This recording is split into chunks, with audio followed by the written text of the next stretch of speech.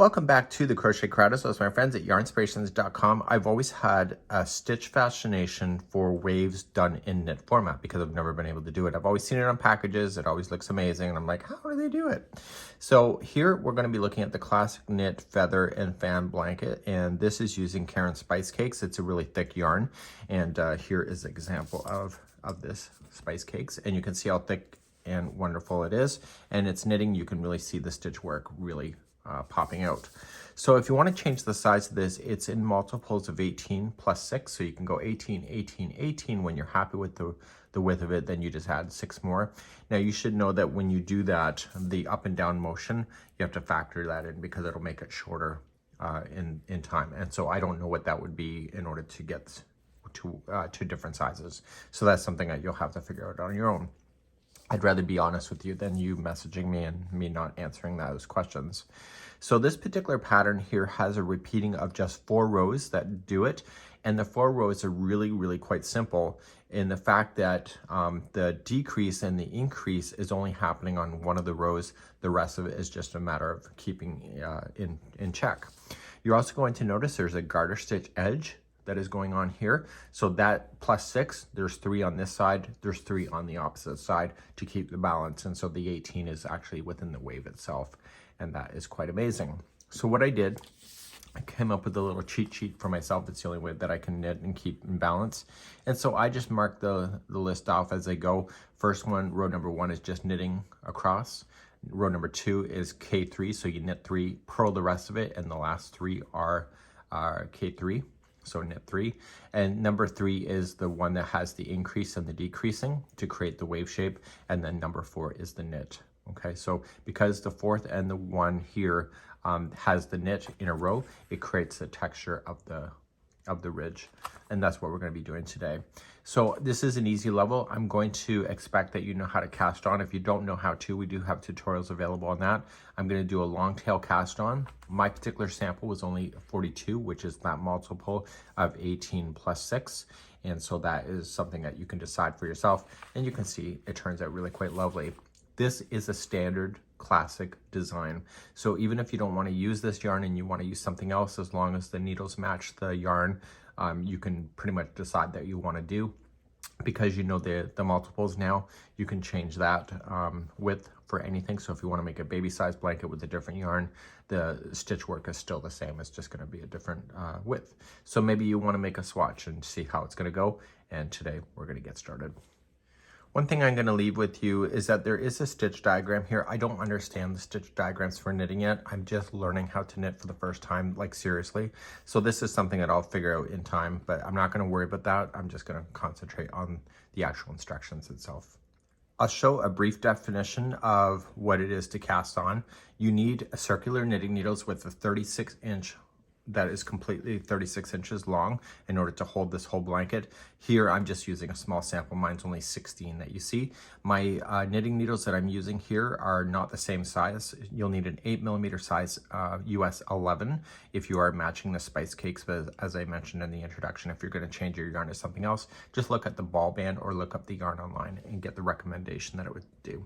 I'm going to do a long tail cast on using the 2 needles together, and so the tail of the yarn is going in this direction, the yarn ball is in this direction, and I'm going to create a slip knot to begin.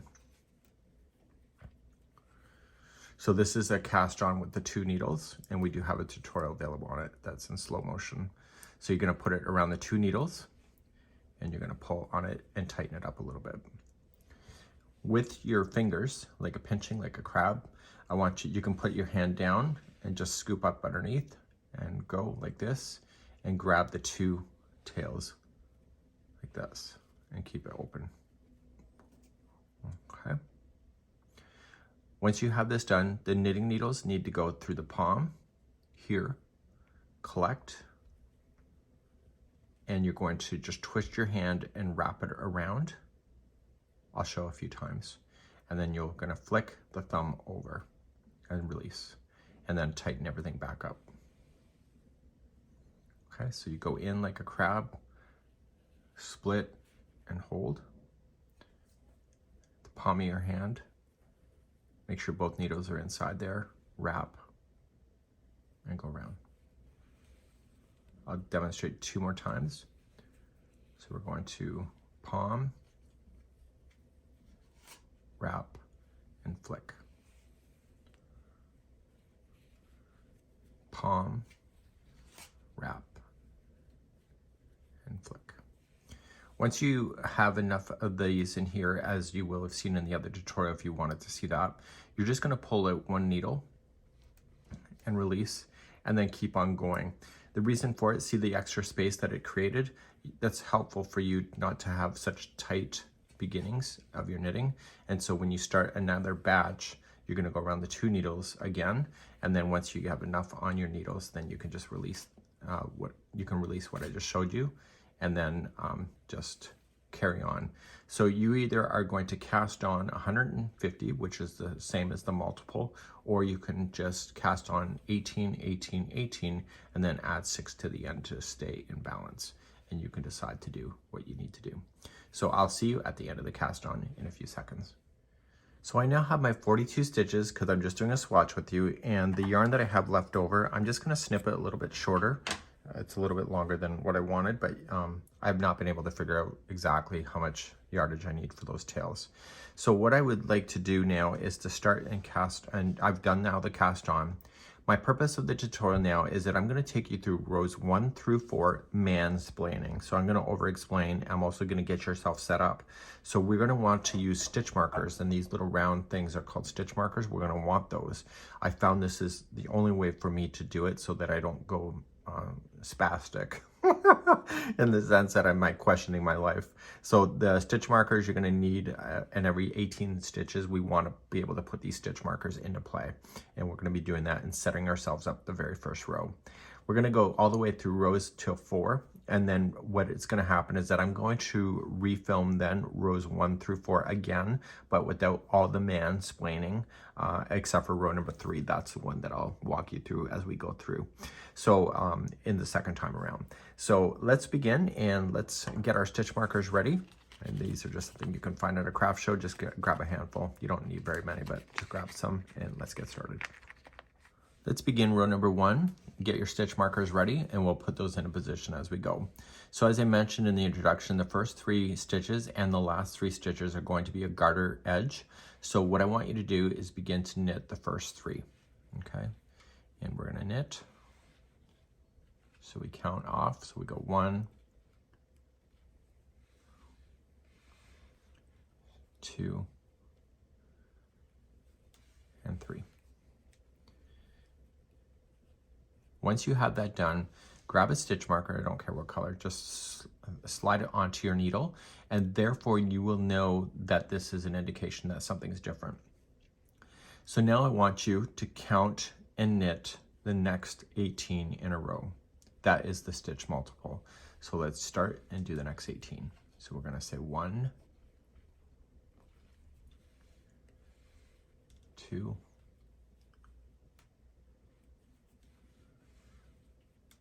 3,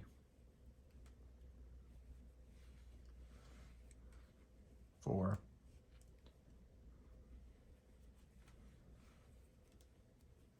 5, 6, 7, 8,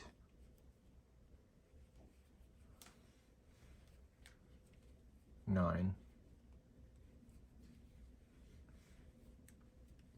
10, 11,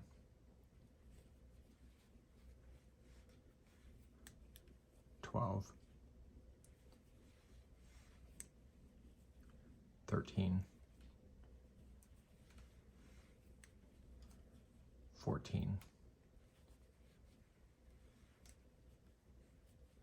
15, 16, 17, 18. So I want to verify just to make sure I didn't lose count. So 2, 4, 6, 8, 10, 12, 14, 16, and 18. Once you confirm that you have 18, slip on another stitch marker and continue along. So what I want you to do is go along the top of your beginning cast on, and after every 18th stitch, put in a stitch marker. And this should leave you to the point that there will be 3 stitches left over after the last 18 goes in. So please do that, and I'll see you at the end of this row. So eventually you'll come close to the end. I've just now completed another 18, put in a stitch marker, and you should have 3 left.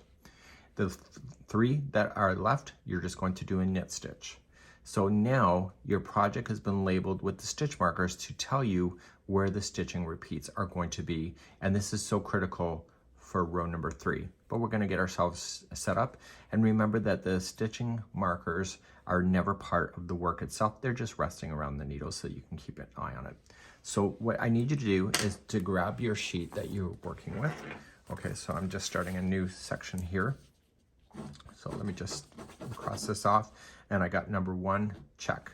So number 2 is going to move on, and I just keep checking that off as I go. I'm a new knitter, so I need to do that, but I think experienced knitters probably do that too. Who knows? Let's begin row number 2. It's a really easy row. So we're going to keep our edge as a garter stitch. So the garter stitch just means that every time you do it, it's a knit stitch. And this creates a nice flat edge so that it will sit down. So the first 3 are automatically going to be a knit. And because I have a stitch marker in there, you don't have to count specifically, but it just gives you an indication of where you're going to stop doing that. Whenever you get to a stitch marker, which will be next, you just have to transfer the stitch marker over top and transfer it from one to the other to keep it in balance. And then the remaining stitches all the way to the end, except for the final 3, will all be a purl. So I'm going to have you do that on your own. So to do a purl, if you recall, you're just going to put this yarn here between the 2 needles into the front side of the work, and then you're going to come down into the top part of the stitch and across the front of the project. You're going to wrap the needle, the front side, around and down, and you're just going to come down and push it out to the back and slide. And so this is the wrong side of the work, if you ever wanted to know that. So you just go in, wrap, and flick to the back. So in, wrap, flick to the back. And I need you to do that all the way to the last stitch marker, and then the final 3 stitches I want you to switch back and do the final 3 as a knit stitch. Okay, so, and I'll see you there in just a few moments. So I'm coming close to the last stitch marker before the end of the row, which you will as well, and we have to switch the last 3 stitches to be a knit stitch. So when you get to the last stitch marker here, just transfer it over like you did the rest. And then you're going to take this yarn and go between the needles to the back. And then the last 3 will be a knit stitch. So do you like doing the purls better than the knitting or the knit stitch? Let me know how you're feeling about that. I actually find that purls are easier to remove the loops off the needles. A little awkward when you get to learn it, but then once it gets into your head, it's okay. So then everything is working out. Turn your needles and let's do row number 3. Let's start row number 3. The first 3 will be a knit stitch. We want to keep this as the garter. So let's do that, and then transfer your stitch marker at the end of the 3.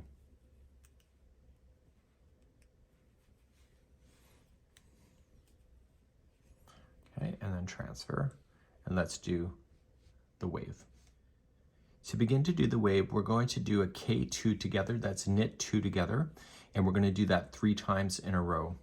So the next 2, instead of just knitting into the 1, a knit stitch into the 1, you're going to grab and get both. So just use your needle and get both of the loops onto the same needle. It takes a bit of practice getting used to it. Okay, so they're both into the same. You're going to yarn over, so you're just going to wrap it and then through. So now the 2 stitches just became 1. And you're going to do that a total of 3 times. So let's do it again. So you got the next 2. It's not a race, so take your time, and then wrap. This whole row is a knit stitch concept, so you don't have to worry about purling at all. So that was the second time, and then the next two is going to be the third time that you do a knit two together.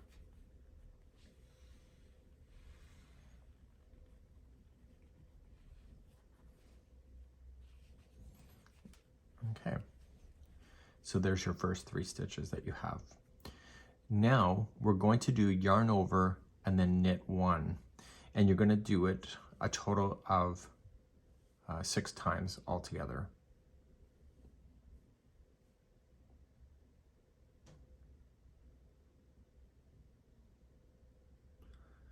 So now what we're going to do for 6 times in a row is that we are going to do a yarn over and knit 1. So let's count that out and do that a total of 6 times.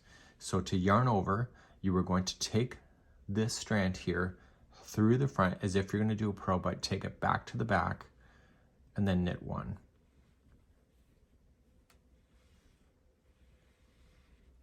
And so now you've just created with 1 stitch a total of 2 stitches. So that was yarn over, knit 1 for 1 stitch. We're going to do it 5 more times. So let's do it again. So what I would do is wrap. Here's how I count it. So I wrap for 2, knit stitch 2. This is how I set it in my head. Then I do again, wrap for 3, knit stitch 3. Again, wrap for 4, knit stitch for 4.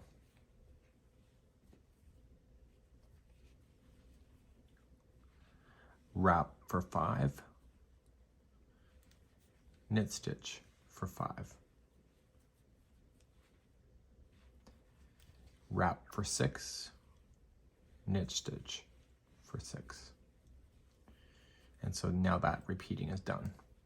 Okay, so we've got lots going on there.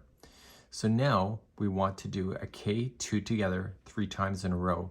So if you count the number of stitches left before the stitch marker, there should be a total of 6 because you're going to use the 2 for the first, 2 for the second, and 2 for the third.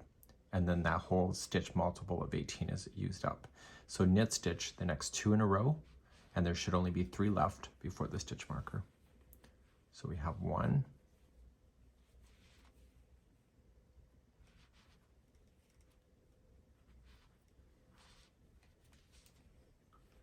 2, and 3. And that is entirely 1 multiple done.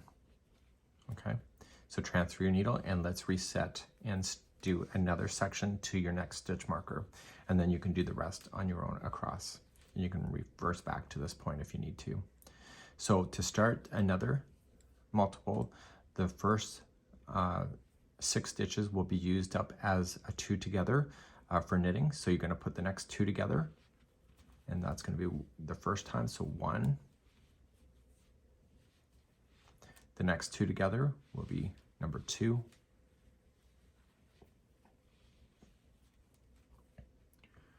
And then the next 2 together will be the third time.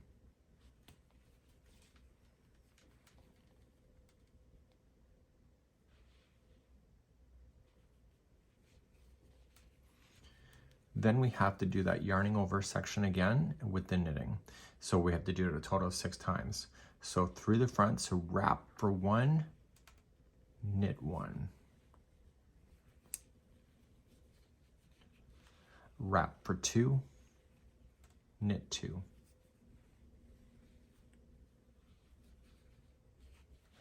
Wrap for 3, knit 3. Wrap for 4, knit 4. Wrap for 5, knit 5. Wrap for 6, knit 6.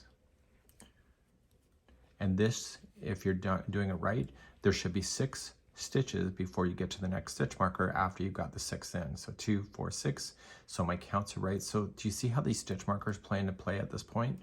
So put the first 2 together as a knit 2 together, and we're going to do that once. And we'll do it again to put the next 2 together. It's a little tight when you start working on this project, but it loosens up. So this is the second time, and the third time takes you all the way to the stitch marker. So this is where you'll put me on pause, reverse if you need to go through it again in this tutorial, but eventually you end up in the final 3, transfer the stitch markers as you need to, and the final 3 are just a knit stitch, 1 into each. And this would be how you would complete the 3rd row.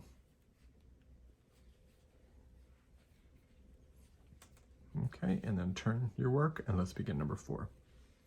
Let's begin number 4.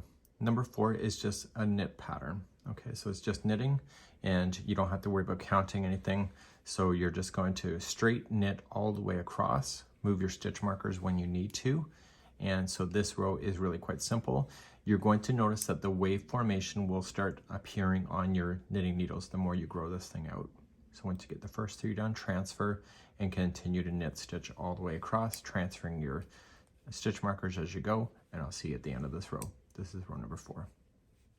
So I'm just finishing up the 4th one.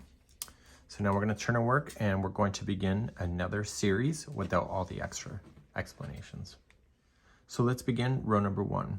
Row number 1, you are just going to do the knit stitch all the way across, transfer your stitch markers as you do it, and this is row number 1. I'll be right back in a second and be ready for row number 2 in a moment. Put me on pause now. Row number 2, you are going to knit stitch the first 3 and the last 3 in the row, and then everything else in between is going to be a purl stitch. So knit stitch the first 3 and last 3, and then transfer your stitch markers as you need to. And then everything else in between is just a purl stitch, so make sure you move that yarn in front first, and then begin to purl all the way to the other side and knit the final 3. I'll be right back to start row number 3. Let's begin number 3, knit stitch the first 3.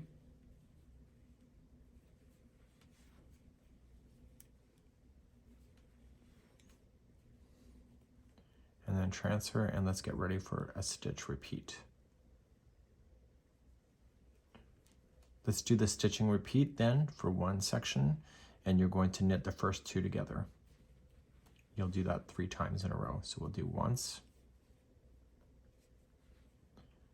The next 2 are together. This is number 2. And put the next 2 together. This is the 3rd time.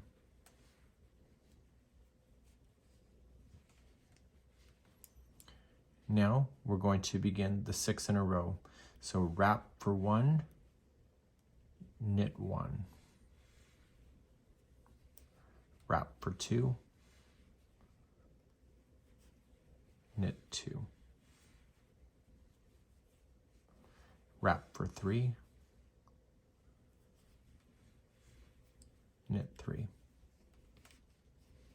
Wrap for 4, knit 4. Wrap for 5, knit 5. Wrap for 6, knit 6. This should leave you 6 stitches before the stitch marker. So 2, 4, 6. So that's confirmed. And then you're going to put the next 2 together as a knit 2 together. And you'll do that 3 times in a row before you get to the stitch marker. So we'll do it once. Knit 2 together again. This is number 2. Knit 2 together. It's the 3rd time. Transfer your stitch marker and get ready to do it again. To do it again, you're going to put the first 2 together, and you're going to do that 3 times in a row. So once,